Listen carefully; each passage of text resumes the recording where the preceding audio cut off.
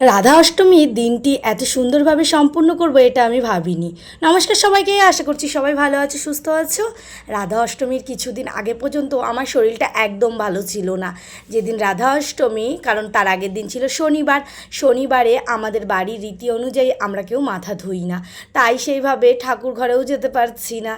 আর আমি রবিবার দিনকেই মাথা ধুয়ে তারপরেই ঠাকুর ঘরে যাওয়া শুরু করেছি। তার মানে আমার কোনো কিছুই আগে থেকে তৈরি ছিল না।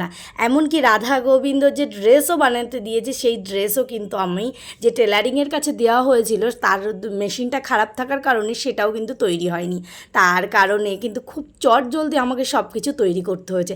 এমনকি জুয়েলারিগুলো আমি নিজের হাতে তৈরি করেছি, কারণ আমার কাছে কোনো সময় ছিল না। এত সুন্দরভাবে সম্পূর্ণ হবে আমি ভাবতে পারিনি। তার মধ্যেও আমি আমার মন মতো করে যেটুকুনি পেরেছি আমি করেছি।